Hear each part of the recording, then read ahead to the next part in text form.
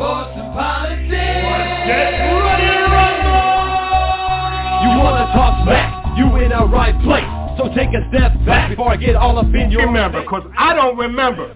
I remember every bit of this. You're the dudes holding on the phone line. Your voice will be heard, sir. Next caller, please. Jerry's gonna get him. Fantasy, sports, and politics. Fantasy, sports, and politics. Fantasy, sports, and politics. Fantasy, sports, and politics. Listeners are asking questions about this week's games, not Jerry's personal beef. So what's your thought? Ladies and gentlemen, boys and girls, children of all ages, I know it's been a minute. I have been super busy. I am no longer tied up with an organization that I was a part of this past several months. As I move in one direction, they move in another. But it's on and popping like hot butter popcorn. Mr. FSP, Mr. Fantasy Sports and Politics, to you. That's me, Mr. FSP. I'm back, living large and live in your area. Now, I'm going to come to you with a bang, bang, baby. Here's the deal. I plan to discuss the Knicks versus Spurs NBA 2026 finals. The Knicks have finally lost. They went on a 13 or 14 game winning streak in the playoffs. They finally lost to the Spurs at home. And they almost won the game. But there seems to be a little controversy about the people in attendance, or the person in attendance. That's President Donald J. Trump. Stepen A Smith has said it's his fault. He jinxed them. He cursed them. Listen to what I'm going to tell you, ladies and gentlemen. When the President of the United States, the current President of the United States, attends an NBA final, never happened before. Only president to ever stop doing things to attend a game like this in the middle of a war, conflict, whatever it is. I'm not saying he couldn't do it. He's the president, right? But I've told people he's the opposite of the Midas touch. When he touches things, they don't turn to gold, at least not for everybody else. The Knicks failed, according to Stepen A. Smith, because of Donald John Trump. Now, I'm not here to say if it's right or wrong that Stepen A. said that, but I remember when the WWE's Danhausen put a curse on the Knicks when they played the Hawks. Stepen A., remember Danhausen cursed you because of the Knicks? And now you're saying DJT cursed the Knicks? Maybe got transferred. Maybe if people, really look at it and say, okay, the presence of the president was a distraction, possibly. People had to get there 4 hours early, possibly. But it was still a packed house. It was still a packed house. I am no way, shape, or form a supporter of the things President Trump does, personally or whatever the case may be. But I'm not going to say he's the reason that they lost. Part of the reason. I'm going to tell you, Stepen A. Smith is going back and forth with the president. It's all banter, right? Stepen A. Smith, in the president's words, has a low IQ.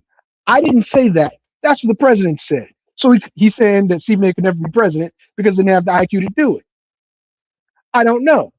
I doubt it. I think Stepen A. is rather smart, but he plays the line too much. He's independent, got it, whatever the case may be, but he leans right a lot and supports the president. Now, he might have said what he said in jest about the president being the jinx, and the president might have said what he said in jest. But Stephen A then fired back at the president. Interesting.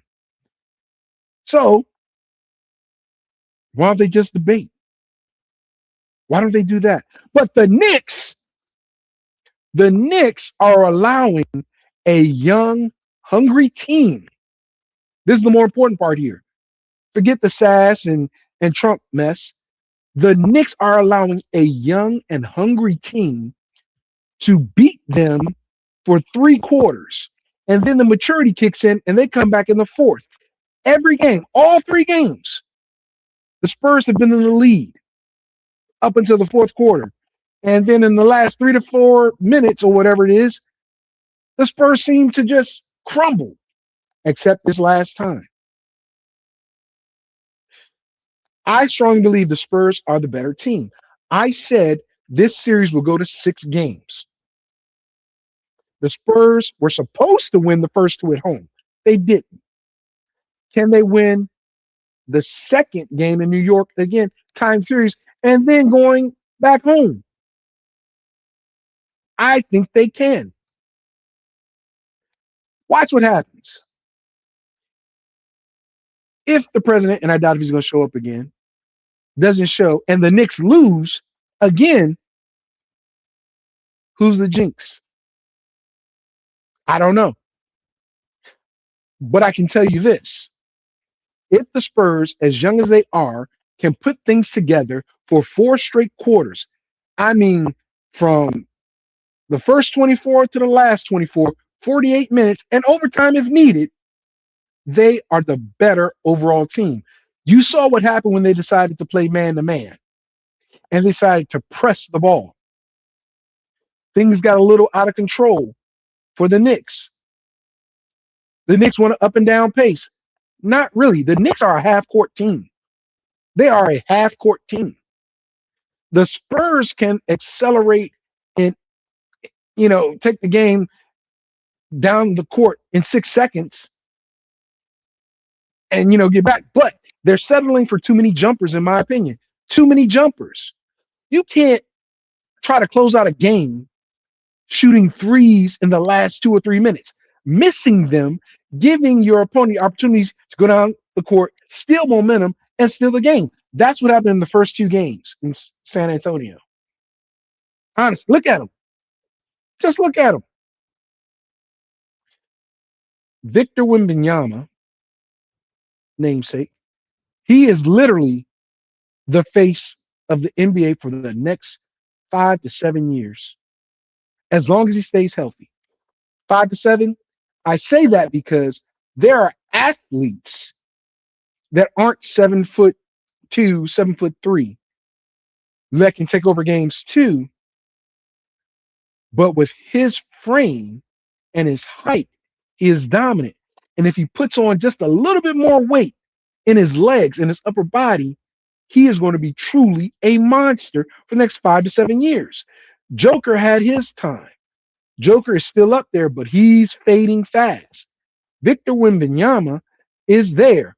Castle is going to be a young and hungry guy that becomes that lead point guard at some point once Fox is gone. Right?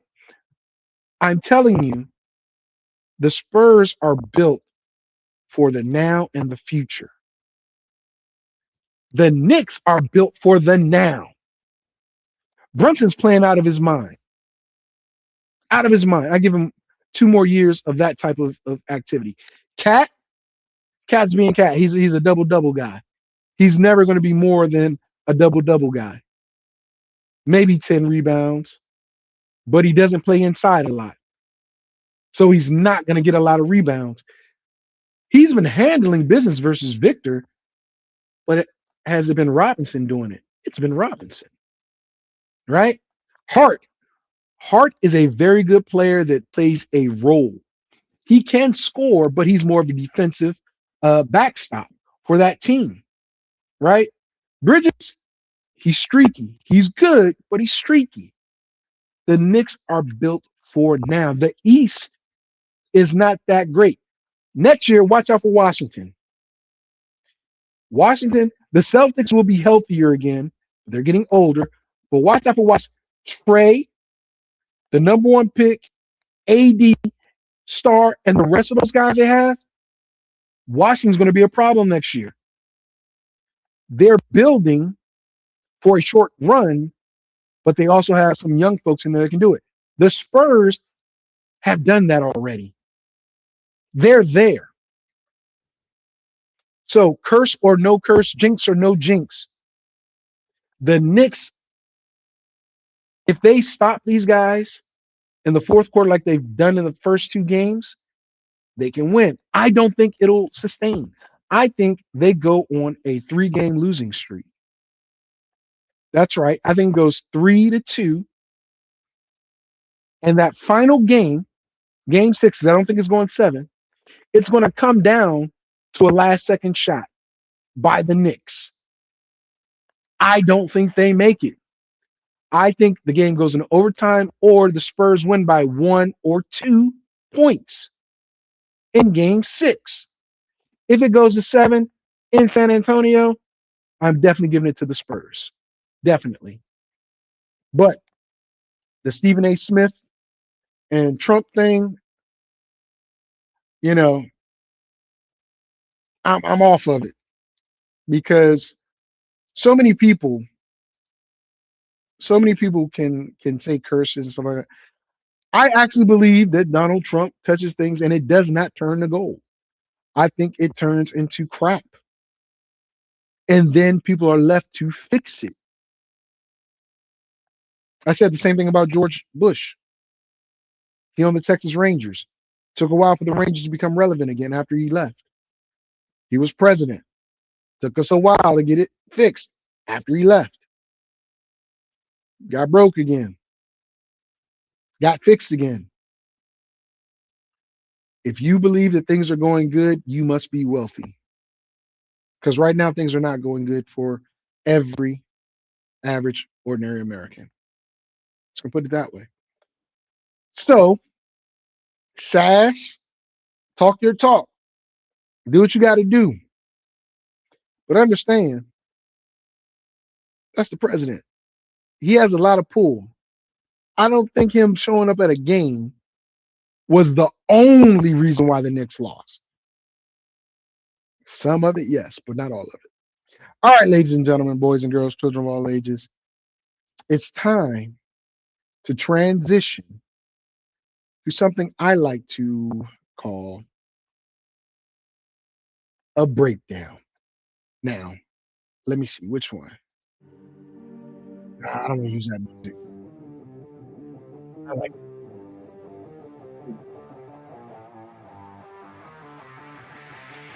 Making sure it doesn't overpower me.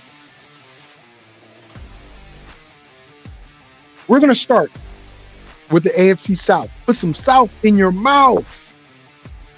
It's about to go down. Now, look, I don't like Cam Ward. I've said this before many times. I will tell you this.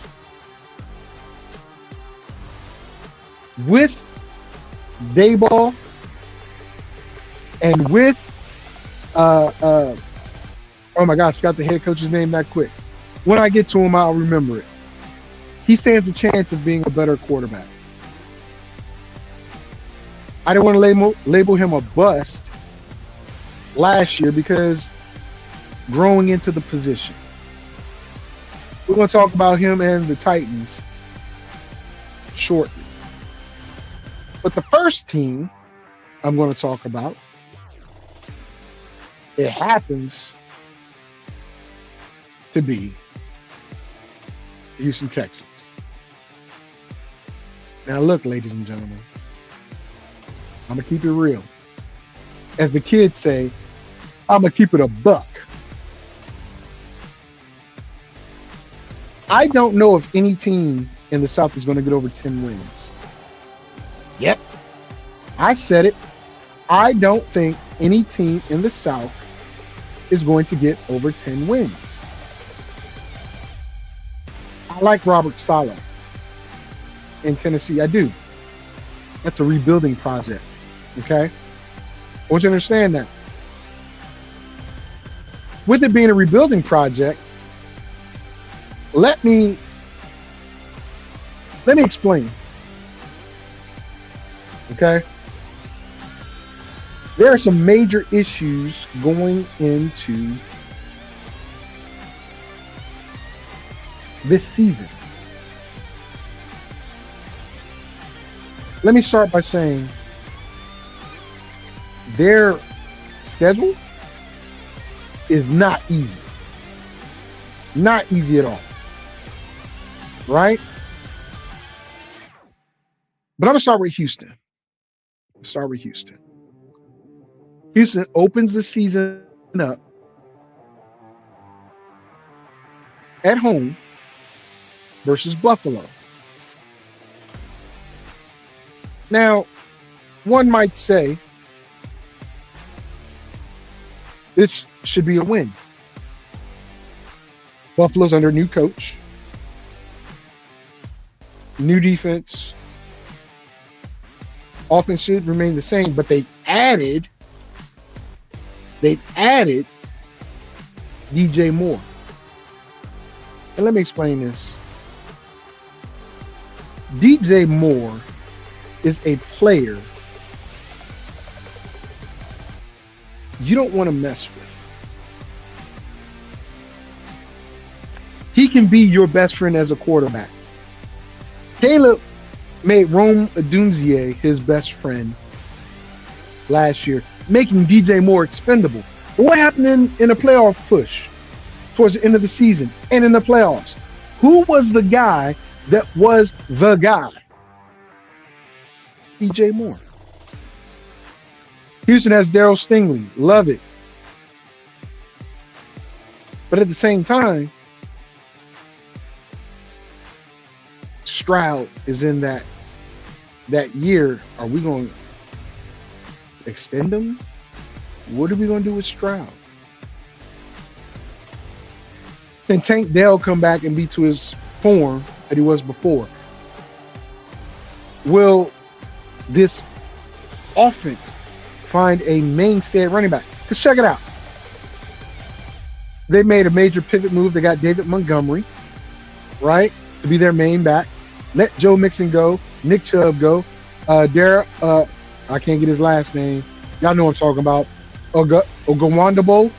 Y'all know what I'm talking about. Christian Kirk is gone. Braxton Berrios is gone.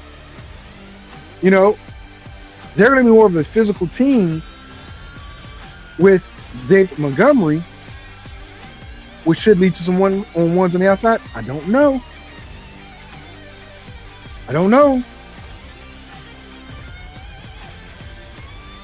There's a problem.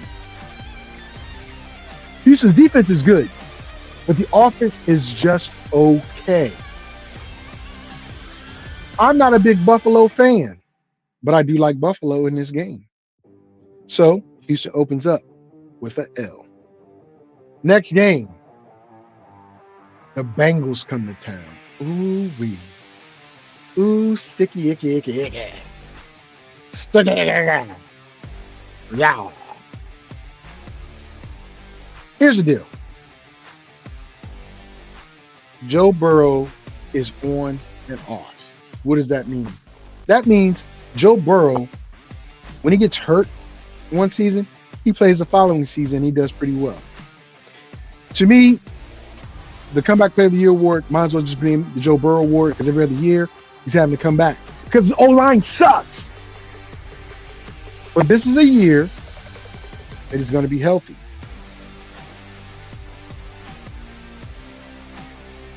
The Bengals travel to Houston. I'm not saying it's a knockdown, drag-out fight here, but I do believe, Dexter Lawrence on that defensive line in with the Bengals, great. The young guys in the middle, second year, great. Their secondary still sucks. They still can't stop the run. Dexter Lawrence is supposed to help that, right? We'll see, but it's only week 2. And if Houston does what I think they're going to do, which is run the ball hard, that doesn't leave a lot of time for Joe Burrow, Chase and Higgins and company to throw the ball all over the place. They're going to have to get back in the game, but I think it's going to be a ball control game. And I definitely believe Houston wins. So that makes Houston 1-1 going into week 3. Now, what does that mean?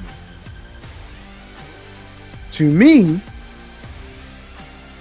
that gives them false hope because they beat a team that's a good team.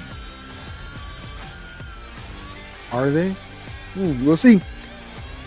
Week 3, first divisional game, they go to the Colts. Now, will Daniel Jones be ready? That's the question. Will Daniel Jones be ready in week 3?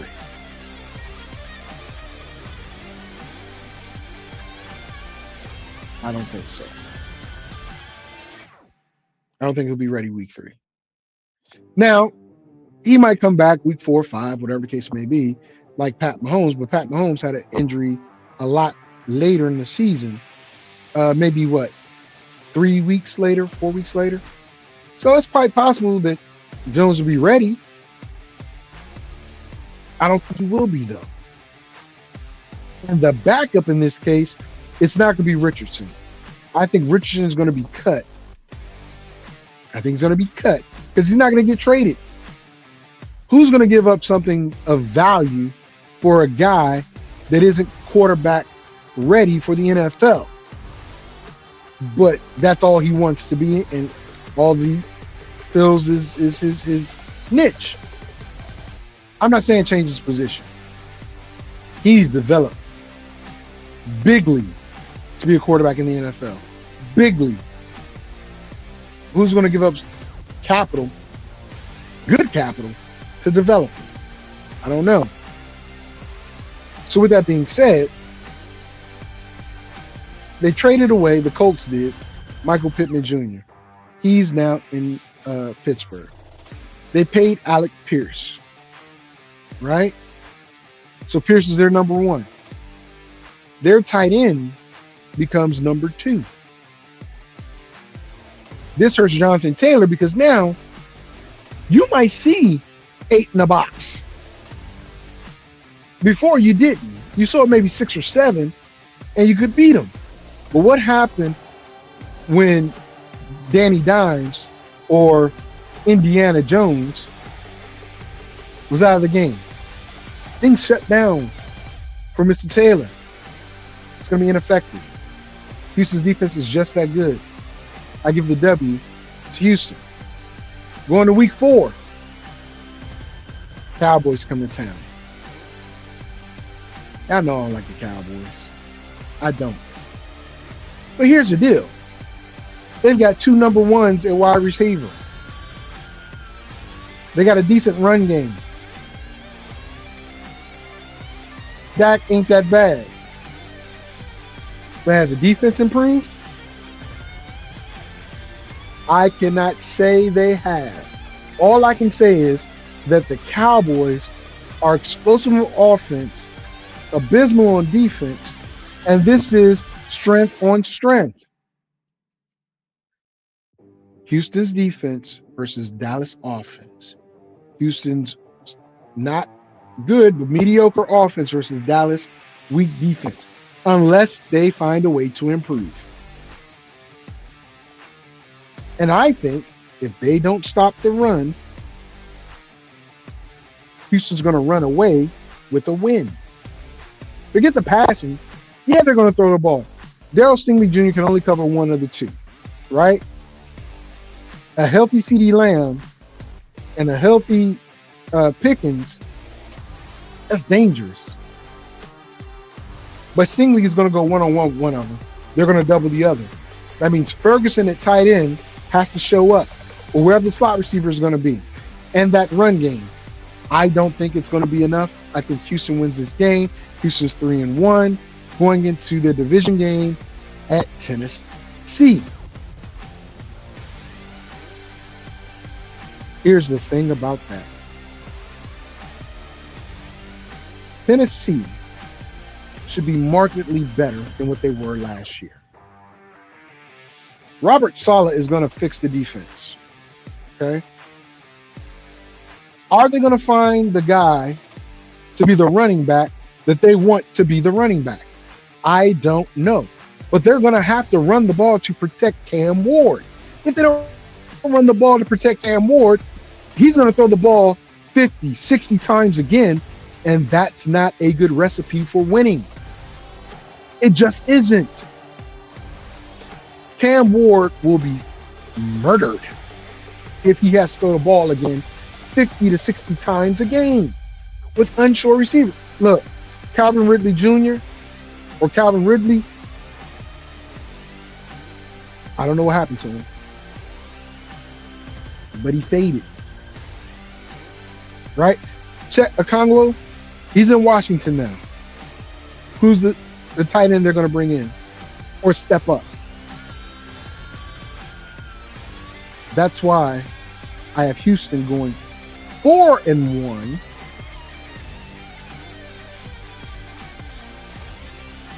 Beating the Titans at Tennessee. Now,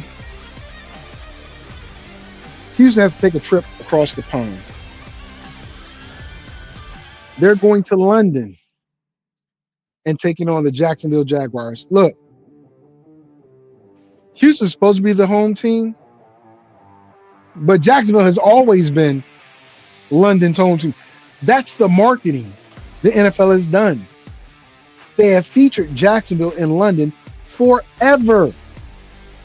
Jacksonville is 7-7 in all of their London games. It's 14 games, 7-7. Look,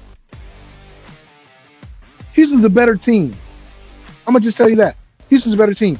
Jacksonville had some subtractions and some additions, but the biggest subtraction was letting Travis a chain, even though we know it's ATM, but a chain go. They brought in Chris Rodriguez. We'll talk about Jacksonville when I get to him. But I don't think Rodriguez and Tank are a good combination because they traded Tank. So that run game is huge. Huge. Travis Hunter, I love him. Stay on defense, play sparingly on offense. Because they need you on that lockdown defense. Because they lost a lot of people. But with that being said, this is Jacksonville's home. And I believe Jacksonville's plays 2 back-to-back games in London. We'll talk about that when we get there. But I got Jacksonville ending the winning streak of Houston. Jacksonville hands Houston their second out. Jacksonville, we'll get to their record, but Houston's now 4-2. Going home week 7. And here's the deal. Big deal right here. Houston does not have a bye week after this London trip. So Sunday, they're playing in London. They fly back home. The following Sunday, they're playing the Giants. No bye week. The Giants are not your same old Giants. Forget Jackson Dart and the president for a second, right? That's going to be an issue of its own when the Giants start having their issues, right? But the Giants are built to win. They just signed a bunch of receivers. Braxton Berrios, former Houston Texan. They got ODB, Odell Beckham Jr. Did you forget the young buck returns after the injury? And I'm not talking about the running back, Cam Scatterboo. I'm talking about the wide receiver. The Giants aren't to be played with. Their defense is pretty good, but their offense is going to be even better. And the fact that Houston does not have a bye week to prepare, they're flying back home and playing that Sunday against the Giants. Giants win that game. Houston is now 4-3, head into their bye week. Headed into their bye week. Week 8, no game. But guess what?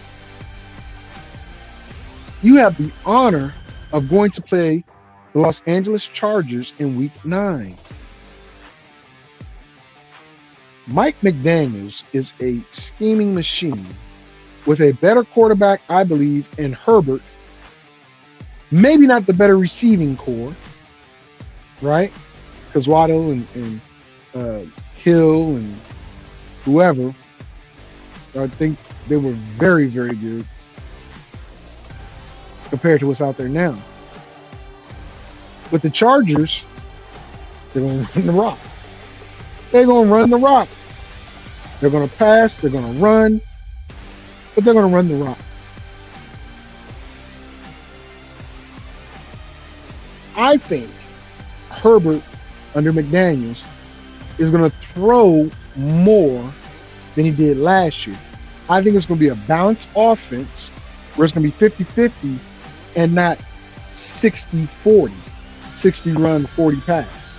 I think it's going to be a 50-50 balance, right?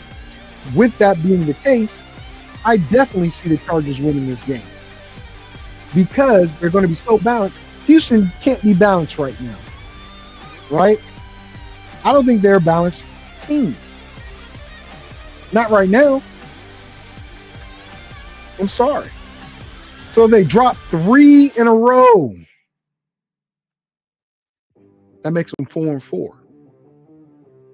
4-4. Let's see what people got to say. Nobody has anything to say just yet. But we're about to get to them playing them Browns. They go on the road to play the Browns. Let me explain this to you guys. This is week 10. I told you at the end of last year, and I got a lot of flack on my YouTube channel and other places about what I said, that Deshaun Watson would be the starting quarterback this year. After what Mr. Haslam said at the end of the year last year, the owner said this. He's not done there. That should have told you. And the reports were when Deshaun was cleared for practice, he was the better looking quarterback out of the 3. Shador, Dylan Gabriel, Watson. Hint, hint. Dylan Gabriel's number was given to Jared Verse. Dylan Gabriel had to switch to a new number. Had to. Didn't get bought out or anything. He had to. That should tell you what Dylan Gabriel is in the pecking order. I say this because by week 10, if Deshaun Watson is not the quarterback, because that would be great. He returns to Houston, right? Great narrative. But if by 10 games he hasn't done enough to turn the Browns around, throw Shador in there. Let him finish the season. Because this will give you another bit of information to say whether you're going to go after a quarterback next year. Arch Manning. Or whoever else. They have draft capital. But because of the uncertainty of this team, I like the defense. Without Jim Schwartz, I don't know how it's going to look. Without Myles Garrett, I don't know if Jared Verse will be able to provide anything similar.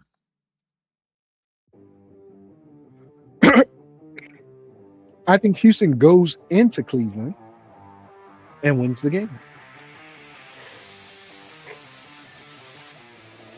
Now, week 11. Thursday night. So that means they travel to Cleveland Sunday, turn around and play the Colts on Thursday, week 11. Danny Dimes should be back by now, right? If Danny Dimes is back and he's doing what he did before, he really wasn't using Pittman Jr. He really wasn't. He was using Alec, and he was using everybody else in the run game. The defense isn't bad, so, you know, it's going to be interesting. Because it's a short week, and I think Houston will be trying to make a point because I don't think they're going to have a good season. It's not going to be a bad season. I think Houston, I think Houston takes the L from the Colts. I think the Colts actually beat Houston on Thursday Night Football in Houston. Oh boy.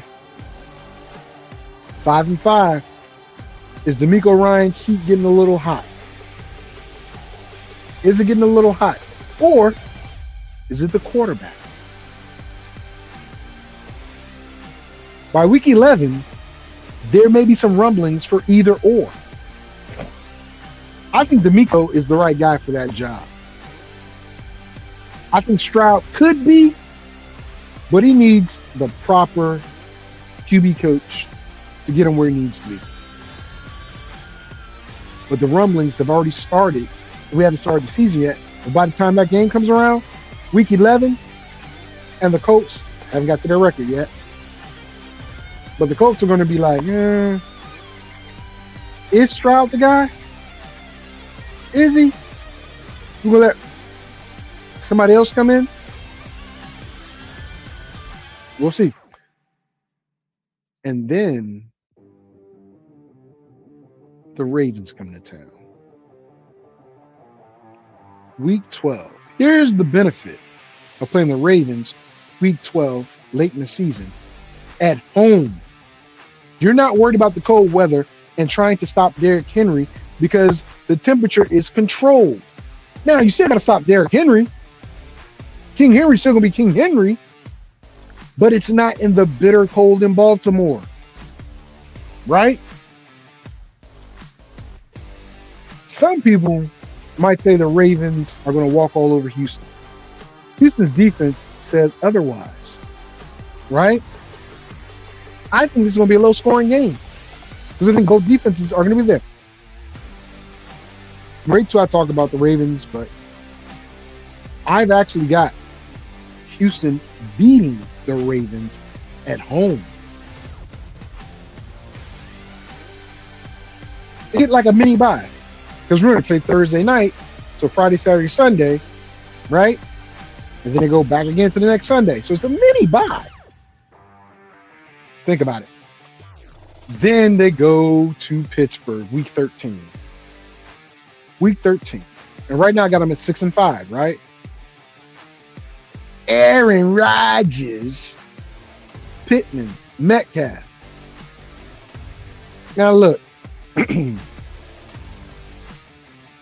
Getting a running back that isn't a bona fide number one, but a bona fide stud to pair with Warren is great for Pittsburgh because you have a bruiser that can pound the rock. Warren can pound and catch, but the combination is great. Having those two big guys on the outside is also great. They just signed Washington. 4-year deal. He's the guy now, apparently. I see 2 tight end sets all day.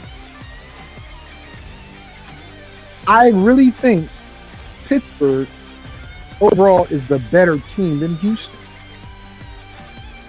I really do. So I got Pittsburgh winning this game. Houston is now 6-6. 6-6 with 5 games to go. Let's see where I take them. Hey, don't go to Houston. Just stay in Pittsburgh and go down I-95 to Washington because you got to face the Commanders. Week 14 in Washington. People are saying Washington's defense isn't going to be that good. I beg to differ. I like Sonny and Bobby in the same lineup, and Washington's going to a 3-4 with Deron Payne in the middle. Listen, man. Listen. JD's back. Now, this prediction is based upon the fact that I think Brandon Ayuk is going to be a Washington Commander by week 14. San Fran is going to cut him by September 1st or whatever it is, just before the season starts. Washington will cut somebody or put somebody on inactive list, whatever the case may be. Brandon Ayuk will be signed. Brandon Ayuk and Terry McLaurin, 1 and 2, with Treylon Burks and McCaffrey and Lane and whoever else they have at receiver. Because right now they got a lot of people at receiver. I ain't gonna lie. Stingley can't cover them all. He cannot cover them all. And Chet Okongwu at tight end, a more athletic Zach Ertz, but Zach Ertz was short-handed. I'm gonna miss Zach. And again, Houston is still trying to figure out what they're gonna do. Can they throw the ball? Can they run the ball? It's gonna be a recurring theme. They lose to Washington. That's not a homer pick. That's not a spoiler. I mean, it's not a prediction. It's a spoiler, as Paul Hustleman Heyman would say. I'm just putting it out there. Y'all can call me a homer all you want. You can say what you want, but I really believe in Washington this year.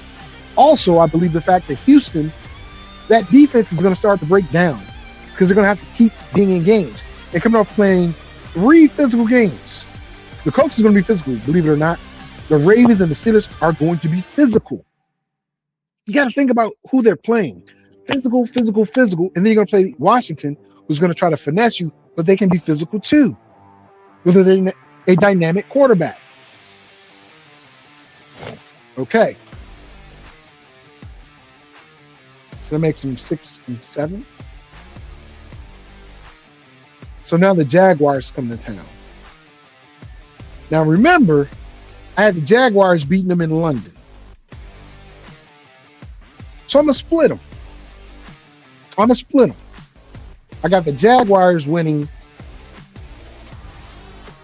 losing in Houston.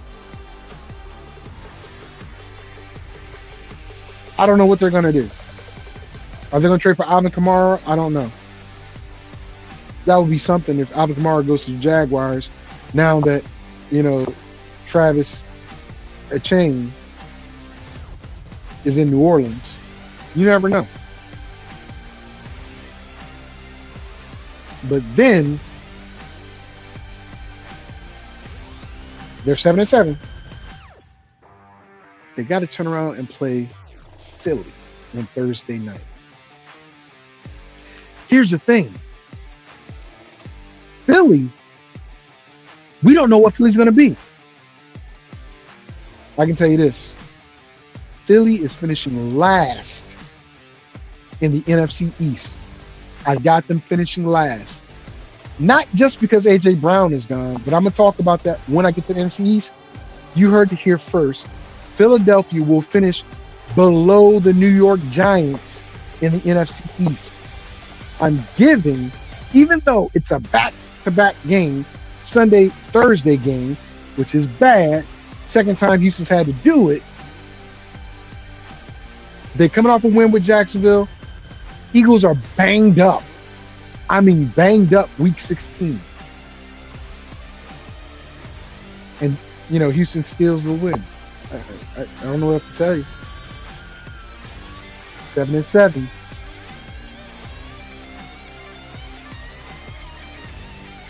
Eight and seven. 8-7. I'm sorry. 8-7. 2 games left. Can they get to 10 wins? They got the Packers and the Titans left. So after Thursday Night Football, mini bye, you know, Friday, Saturday, Sunday. Come back, play Sunday again. They go to the Packers. Here's the thing. It's week 17 in Green Bay. It's booty butthole cold. And their running game isn't as effective as you want it to be. David Montgomery, I got it. He's built for that game, but this team has had his defense on the field 60% of the time. I'm predicting this. I don't know if that's going to happen, but 60% of the time, the defense of the Houston Texans will be on the field. Week 17 in Green Bay, and probably negative, you know, degrees weather. Green Bay's going to kick that ass. Kick that ass. They're 8-8.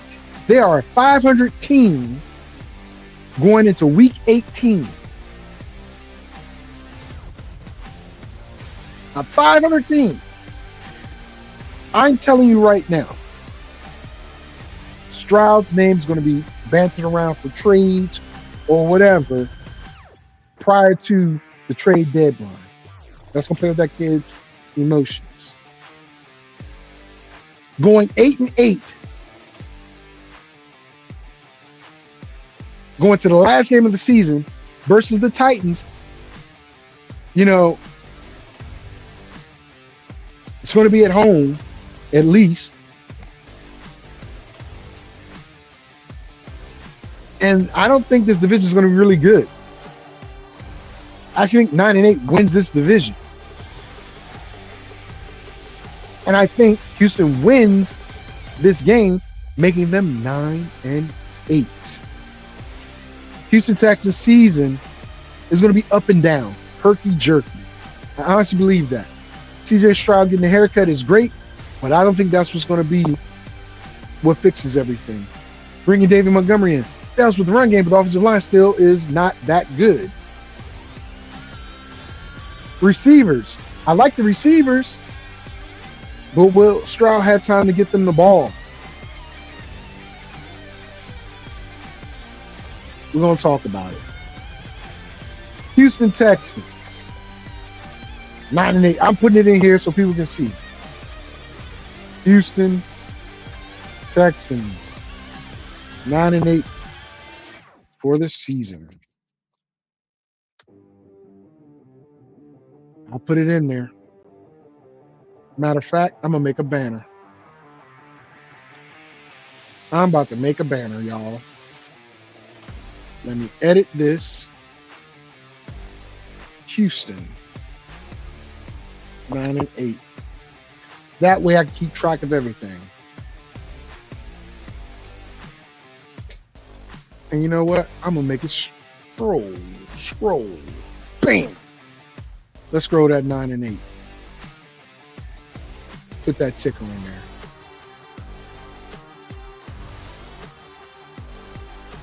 There it is. Here we go. All right.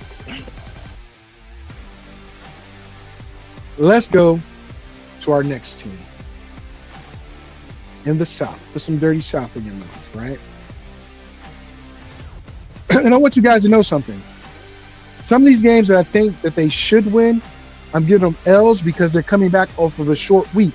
A Sunday, Thursday game, and overseas game with no bye week, playing a team that hasn't traveled. That's huge. That's huge. You got to take that in consideration. Let's get to the next team.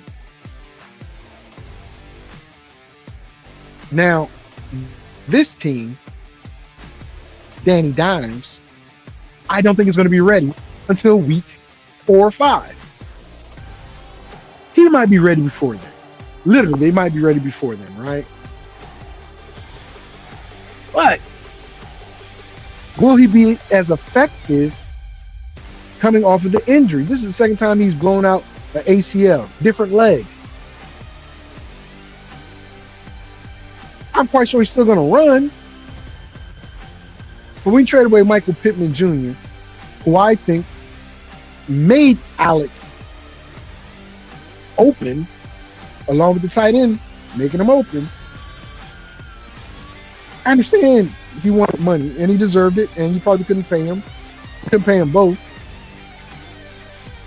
But you're hurting Jonathan Taylor, honestly, and your run game, and your quarterback by doing these things.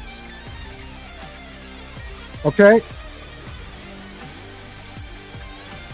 I don't think Alec Pierce is a number 1 receiver. He got paid number 1 receiver money. He did. Looking at their schedule, it does not seem like anybody likes them. Look, the Colts resigned Daniel Jones and Alec Pierce, but traded Michael Pittman Jr. to Pittsburgh. That likely makes Pierce the centerpiece of the wide receiver core. Nick Westbrook, the king, adds size. I like this guy. I do. But I don't think he's going to be a threat. I don't think he's going to be a threat. The fantasy question is, can Jones support more than one reliable weekly pass catcher? Does he have more than one, I should say? And I'm saying his tight end is that reliable pass catcher, not Alec. Alec has to be that number 1 guy. I don't think he was facing the number 1 cornerback every week. He might have faced the number 2 cornerback, and in the slot, probably the number 3 cornerback. But now he's a guy. And I told you, I don't think this division is going to be that good at all. Let's go down to Colts. First of all, I like the Colts owner. I like the way she does things. In the sense, her micromanaging from the sideline gives her a better understanding of, do I need to get rid of the player or do I need to get rid of the coach? I need to get rid of the GM myself. That's just me. But you can assess what plays are being called because she listens to the play calls. And then she watches the execution. I like that. As a coach, probably not, because now I'm on eggshells. But losing Daniel Jones when they did probably saved his job because they were headed for the playoffs. And then when Daniel Jones went down, it showed the ownership you need that quarterback to make it all work. Riley Leonard is a good quarterback. I like him over Richardson. I like him at Duke. I like him at Notre Dame. Right? Given solid coaching, I think he'll be a good quarterback for the Colts. And I think he's going to get his chance. Let's go over these games. And the schedule makers, they said, F your couch. Never should have gave you Colts money. Listen to this.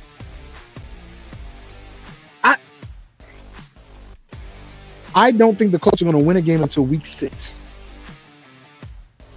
Follow me now. And they might not even win week 6. I got them losing to the Ravens. I got them losing to the Chiefs. Even if Pat Mahomes isn't playing week 2, he might be week 2, week 3. But even if Pat Mahomes isn't playing week 2, I think the Chiefs will use Justin Fields in a way because now they got Walker to hand the ball to. They're going to do read option with Fields and Walker. Something Pat did not do and definitely is not going to do with his knee.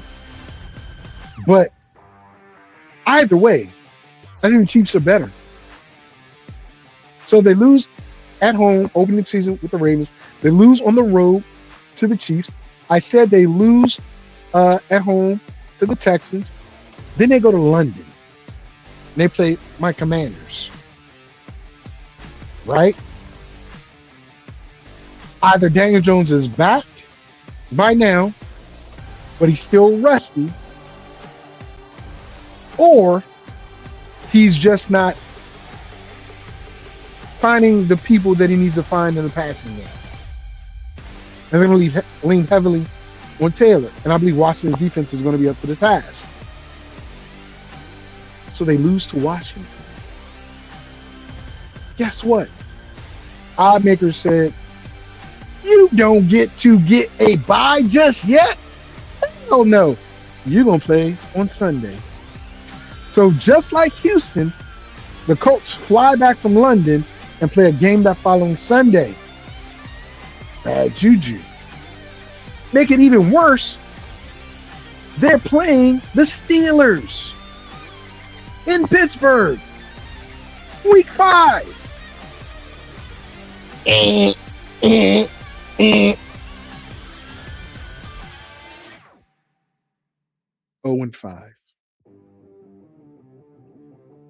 Now, they're home. Desperate. Trying to shake things up. And guess who comes knocking? The Tennessee Titans. Now, Robert Saleh is going to have the Titans working a little bit. I think the Titans might have 1 or 2 wins up to this point going into week 6. Haven't gotten to their record yet, but I'll show you. They have a brutal schedule as well. Go figure.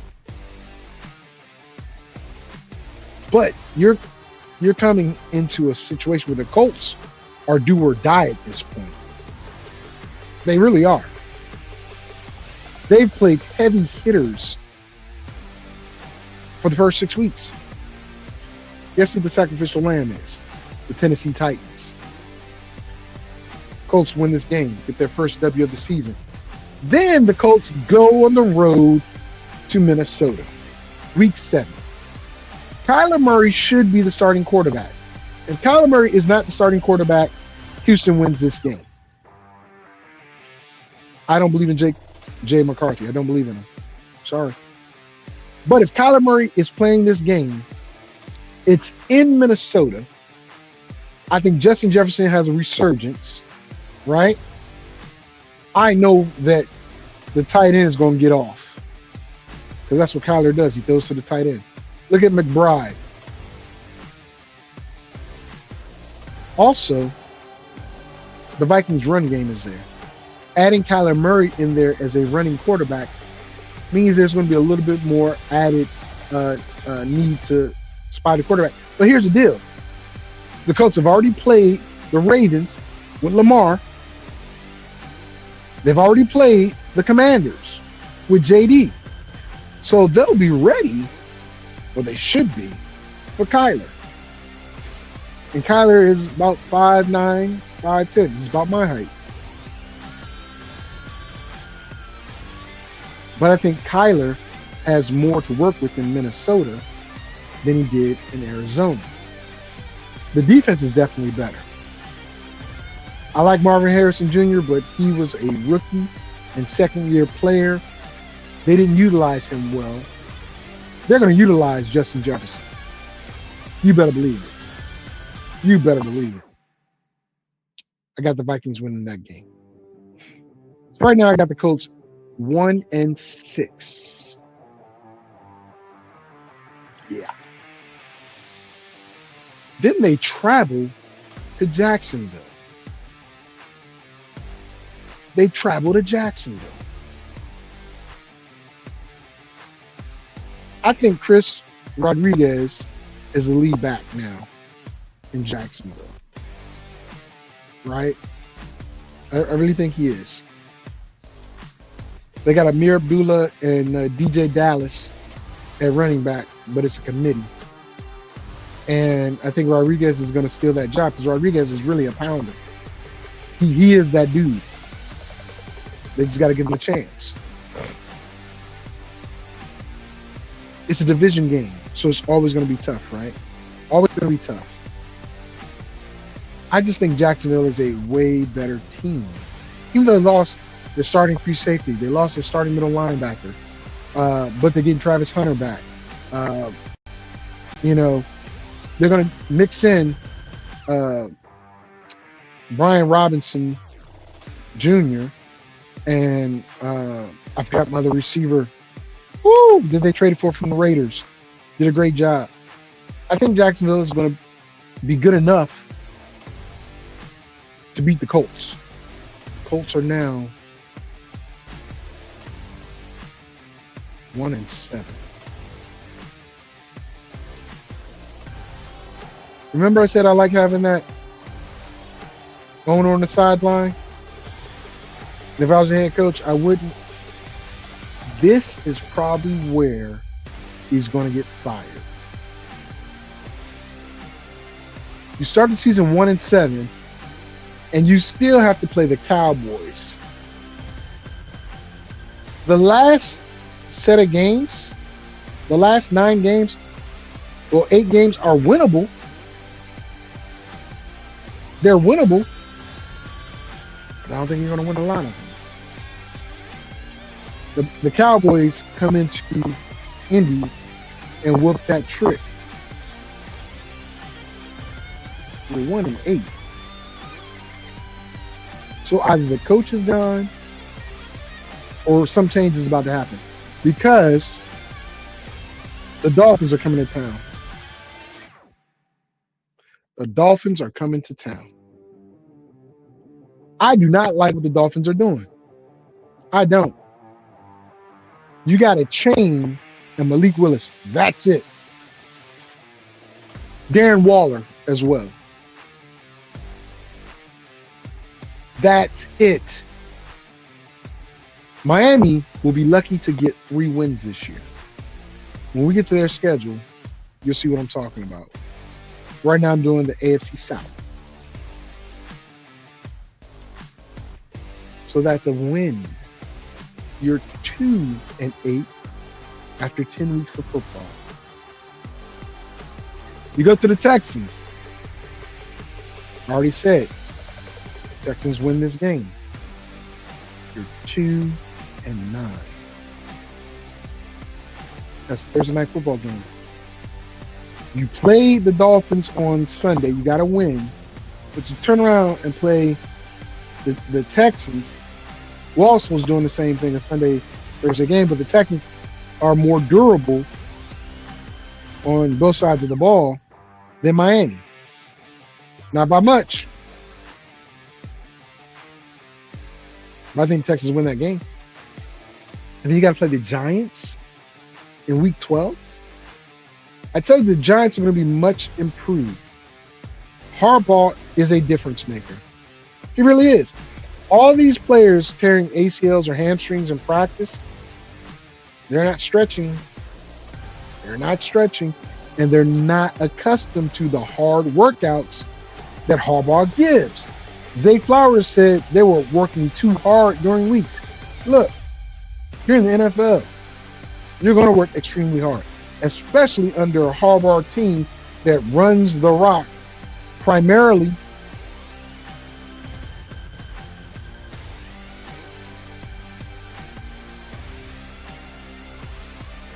I hate to say this, but after 12 weeks of play, Colts are 2-10. Finally get a bye week. If the head coach has not already been fired, this is the time to do it. Let him go. That's the second head coach that I said might be fired because I already talked about one.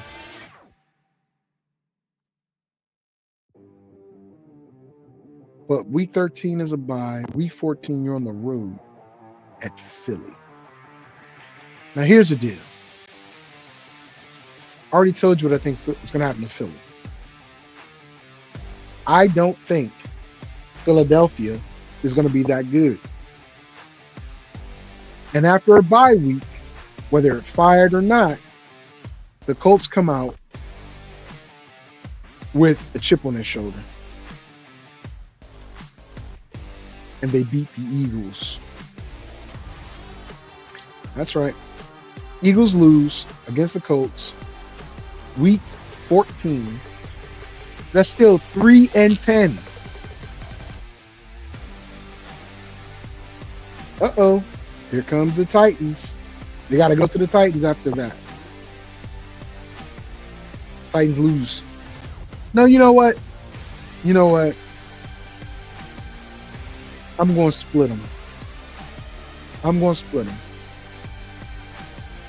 Titans win. 3-11. 3 games left. The Bengals, the Browns, the Jaguars.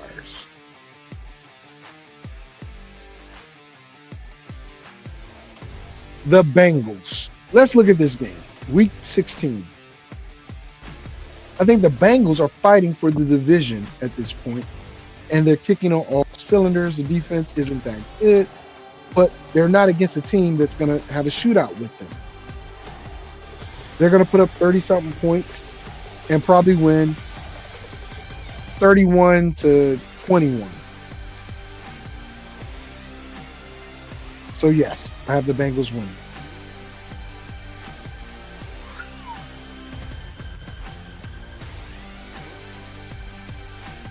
Three and 12. Then they go to the Browns. Look, I said either Shador is going to be starting or Deshaun's going to be starting at this point. Either way, the Browns win this game. 3-13. 1 game left, and lo and behold, it's the Jaguars. It's the Jaguars, who's in a fight with Houston for the division. Of course I give it to the Jaguars. This is crazy, I have the Colts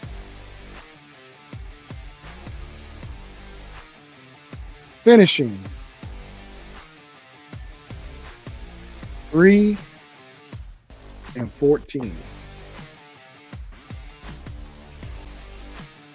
3-14 on the season. Yes, I have them finishing 3-14. Colts. It's gonna be tough out there. Uh-oh. I thought I had another comment. Okay. Guess I did. All right. Here we go.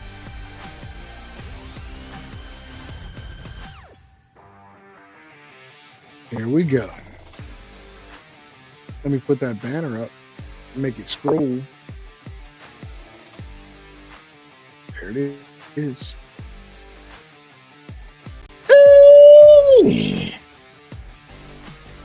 They're 3-14. Let's go to Jacksonville. Now, Jacksonville did some wholesale changes. I don't know why. I don't know why. They did pretty damn well last year. They won 12 games last year. And that was out without Travis Hunter for 10 of those 17 games. Here's the deal. Week 1. Travis Hunter should be back. Here's the question. Will Shador be the #1 quarterback week 1? That will be awesome to see. Shador going against Travis. 2 best friends. That would be nice. But I think the Browns are going to start Deshaun Watson. I like Harold Fannin Jr. I really do. Homeboy is a beast. I see why they let Njoku go. The running back will return this, I think, by week 1. I believe it's by week 1. Judkins.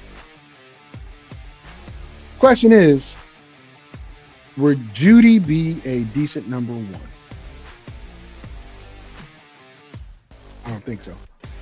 But Jacksonville has got to figure out who their running back is, because running back by committee never works out. It's always something that, it changes the pace of the game because you have a different running back. If they go with the hot hand, cool. I don't know. This is week 1. You're not worried about Myles Garrett, but Jared Verse wants to prove something. Last year, Sunshine was loose with the ball. The team made up for it because the defense was a lot better. But again, Jacksonville lost the middle linebacker, starting middle linebacker, starting free safety.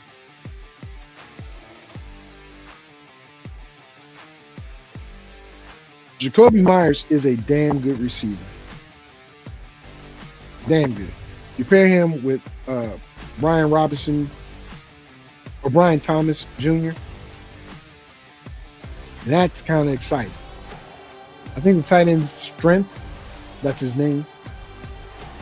That's good, but against this defense, it's going to be tough. But I think if it's, Deshaun, it might be a pick 6 that ends the game. And I'm going to give the win to Jacksonville. If it's Shador, I'm not going to say it's going to be a pick 6, but I am going to say it's going to come down to the wire, and they won't be able to finish it. Maybe a missed field goal or something like that. But then the schedule maker said, "Oh yeah, that's about all the easy games you're gonna get. First game." Because then they go to the Broncos, and if not for Sean Payton calling a quarterback power play, Denver would be in the Super Bowl, and I think Denver would have won the Super Bowl. No one could predict that the quarterback's going to break his ankle on that play. But why do you do that when you got a running back? And you hand to the running back the next play. You should have just handed to the running back 2 straight plays. Or had the quarterback take a knee. But Denver's defense is solid. Solid. They're in Denver. Jacksonville takes the L. Patriots. Now look, that wasn't a fluke last year. That was not a fluke. Now the Patriots have A.J. Brown. But the Patriots also don't have a last place schedule. That plays big. That plays big. They got a first place schedule. And playing Jacksonville in week 3 is a blessing for them. But I think Jacksonville finds a way to win. You got Jacksonville winning the game. Then they go on the road to Cincinnati. Here's where losing your starting middle linebacker and your starting free safety come to bite you in the ass. If not for those 2 players being gone, I give Jacksonville this win because they can match up with them on the offensive side. But the defensive side, they had a better situation. Do I think Chase is going to get locked down by Travis Hunter? That's going to be a good matchup. I don't think he will get locked down. That still leaves Hunter. I mean, not Travis Hunter. Also leaves Higgins. That leaves Higgins on the opposite side. Who should have a killer game? The Bengals win. From there, and here's a benefit of being the London team. Jacksonville plays 2 back-to-back games in London and has a bye week. back-to-back in London and a bye week. The Eagles come to town. The Eagles lose in London. The Texans come to town. Already told you. The Texans lose in London. So right now, 1, 2, 3, 4. No, 5. Because I only have them losing to the Broncos. Nope. 4 and 2 because I got them losing to the Bengals. 4 and 2. Going into their bye week. Jacksonville's 4 and 2. Going into their bye week. Coming off the bye week, Jacksonville faces the Colts. Already told you. Colts are going to lose that game. 5 and 2. At the Ravens Thursday night. So they go play a Sunday night, then they play a Thursday night at the Ravens. I think the Ravens are going to be more physical. It's week 9. It's starting to get a little chilly, but I think the Ravens are going to be more physical in this game, and the Ravens win this game.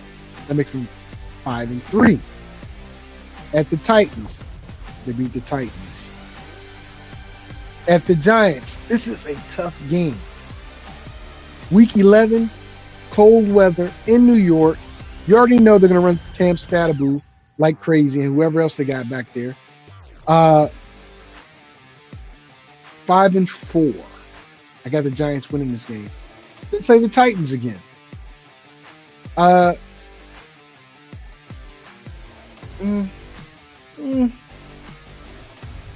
think they beat the Titans because I know I have the Titans splitting with the Colts, but that's about it. Titans only going to beat the Colts. Well, I'll show you who else they beat. But Jacksonville sweeps the Titans. At the Bears, week 13. That's a loss. In Soldier Field, in winter, Bears are cooking up something good. I like the Bears.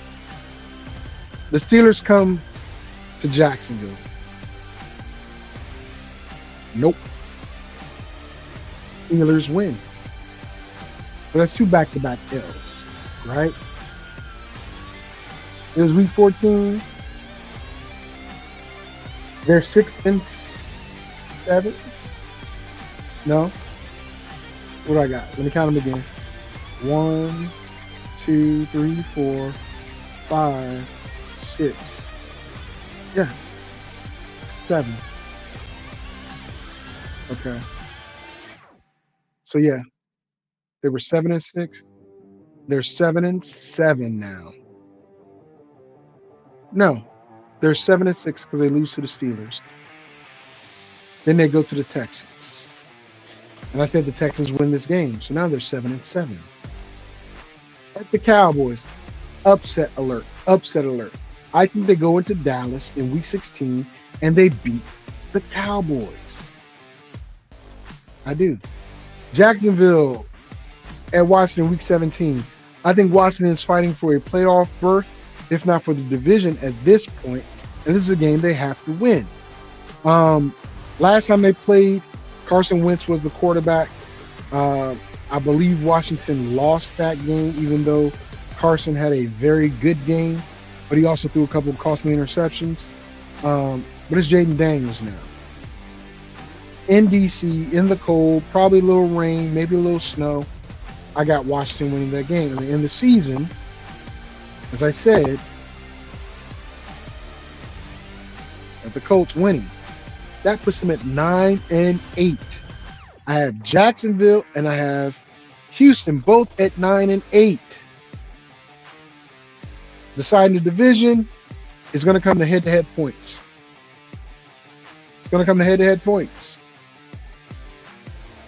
9 and 8, Jacksonville. So what I wrote here was Jacksonville lost Travis Etienne to New Orleans and replaced the backfield with Chris Rodriguez Jr., Amir Abdullah, and DJ Dallas. That creates a major fantasy reset. Rodriguez is the name to track for early down and goal line work.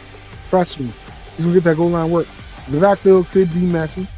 Coaching wise, Liam Cohen's staff added a run game coordinator, so watch whether the Jags become more intentional on the ground. Check this out, guys. If you do get Chris Rodriguez, he's a touchdown dependent player. If he's a starting back, that's good because he'll get maybe 10 touches and he'll definitely get goal line touches unless Sunshine calls an audible and does a QB sneak that everybody knows he was going to do.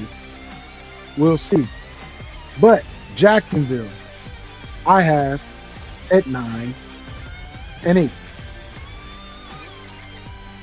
Let me put it down.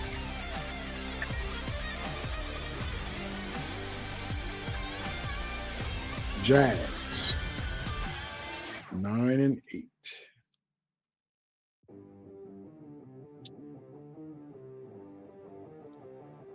Well, that leaves us with Tennessee, doesn't it? That certainly leaves us with Tennessee. I'm going to just tell you off the rip. I don't think Tennessee wins a game.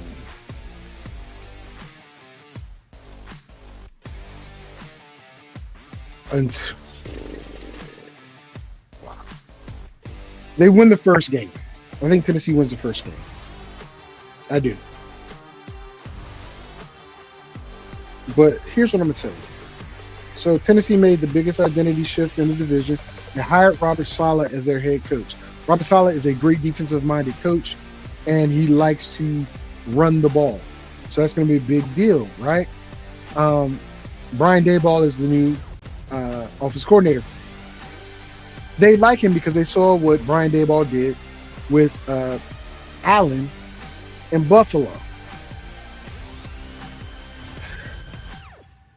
Allen was receptive. Josh Allen was receptive. I don't know how receptive Cam Ward is going to be to the machinations and the coaching of Brian Daboll. I don't. I think it's going to be a rough start. Big rough start. But they got him a couple weapons. Wan'Dale Robinson Jr., who's a good receiver, not consistent. KJ Osborne, really good. But Cam has to learn not to throw rocket passes every time, breaking people's hands. Daniel Bellinger, a good tight end. Kalen Grayson. Michael Carter's a good scat back from Arizona. Hendon Hooker, good backup quarterback, but he could battle Mitch Trubisky, who they brought in as the backup. But they lost Chego Kongwu. They lost Van Jefferson, Brandon Allen, Kevin Zeitler, Lloyd Cushenberry, and multiple defensive starters. This is why I think they're going to really, really suffer. I really think they're going to get like maybe 1 or 2 wins. I'm being honest. I'm being very honest. But new system, new QB room, new targets. It's going to be a lot of growth. A lot of growth. Let's go over the schedule. They open up week 1 versus the Jets. I think they win that off the strength of Robert Saleh willing them to win because he really wants that win. I really think he deserves that win. Aaron Glenn, I like you as a head coach. I do.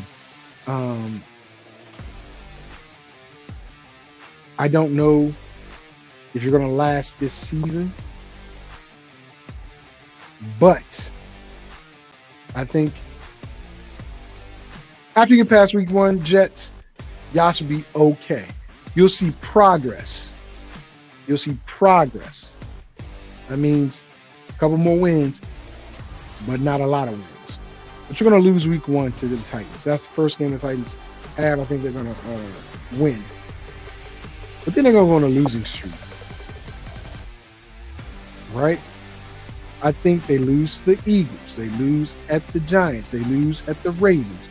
They lose to the Texans.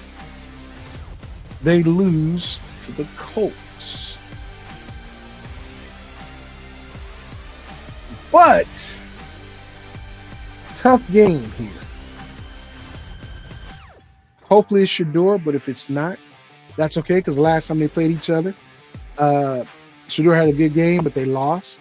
Cam had a good game, but it was a lot of short passes They only threw the ball like 13 times or something like that. So I couldn't say it was a good quarterback game on both ends. But Titans versus Browns, they won last year. I think Cleveland wins this game, so they lose again. They lose on the road to the Bengals. Doesn't get any better, guys. Doesn't get any better. After their bye week, week 9, they come back to Jacksonville. Play home for Jacksonville. They lose. They go to the Cowboys. They lose. They go to the Jaguars. They lose. Commanders come in. And I believe the Commanders are coming off to their trip to Australia or London. I can't remember. Yeah, London. So this, and I love my team. I love my team. But I think they're coming off that bye. Off of that trip without a bye. So I'm going to give my team the L on this because I don't like that going to London or overseas and coming back not having a bye deal. I don't like it. So I'm going to give my Commanders a loss, giving Tennessee 2 wins. I'm not happy about it, but if that's the case, I really think that might happen. But then, that's only 2 wins on the season. They lose to the Lions. They beat the Colts. That's 3 wins. Get a little hope here. I think they lose at the Raiders. I think Kirk Cousins has them humming week 16 because I think the Raiders are going to make a push for the playoffs. Get to that later. And they lose the last game of the season with the Steelers. That makes them 3-14. You might say, Vic, that is, excuse me. Great. Not 3-14 yet. Because they also lose to the Texans final week of the season. That makes them 3-14. So, my standings, I have the Jaguars and Texans at 9-8. Either one of them winning the division. I think it's come down to points against, or head-to-head, I should say.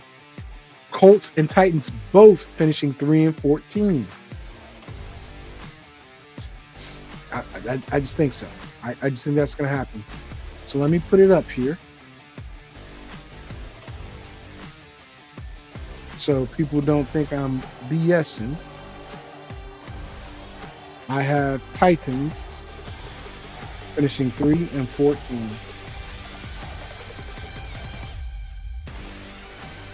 Throw it. Look. This is only June 9th. I could be wrong. I don't think I am. But I have 2 9-8 teams. Put this down here too. And 2 3-14 teams.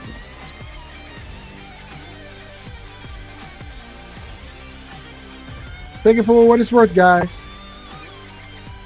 That is your AFC South in your mouth prediction from Mr. FSP to you. If I had to flip a coin to decide who's going to win the South, I'm going to go with Jacksonville. Only because I believe Houston's offensive woes are going to be the difference between Jacksonville and them winning, the division. Because I have them splitting, right? And I think Jacksonville puts up more points against Houston than Houston puts up against them. And I think Jacksonville puts up more points overall than Houston. The South is not a nice place. In fact, the AFC South is a Texans Jaguars coin flip. Houston has the better top end roster on defense. But Jacksonville's schedules sets up is cleaner after they play in London. The 2 games in London, right? They get a bye in week 7. The Colts have a dangerous post-London fade spot and a tough opening stretch. This is why I give them such a long losing streak, right? Tennessee's in rebuilding mode and transitioning from one defense to a different defense with different head coach, different offensive coordinator, different scheme, everything. And they're not that talented. The roster is not that good. So we'll see. For fantasy value, oh yeah. For cleanup and slot trash time, I'd go out and get, Tony Pollard. He's going to run and catch the ball. He would not be my top running back for sure, no. Maybe my number 2 or number 3, depending on how I pick my running backs. Right? That receiving core, Wan'Dale Robinson is the number 1 or the number 2 guy, right? He's the number 2 guy. But Calvin Ridley, I don't know. Not with Cam. I'm not sure. We'll see. But ladies and gentlemen, boys and girls, children of all ages, I want to thank y'all for sticking a stand with me. I am Mr. FSP, and I'm here for you. I am here for you. So, with that being said, if there are any questions, comments, or anything like that, drop them in the chat. Drop them in the chat. But understand, if I have a comment for you, it's in response to what you say. Just going to be honest. All right? With that being said, I want to thank you all for coming on and tuning in. I would love to have some of my former students for Comms 222 come on the show. I'm talking about my first group, which had That's So Raven. It had the Infinity Stones, had Thanos, the Gardener 8. Oh my gosh, I forgot that other group. I forgot the name, but they were so good. They were so good. I forgot them. Sorry, guys. And then my most recent group, we had the Rockies.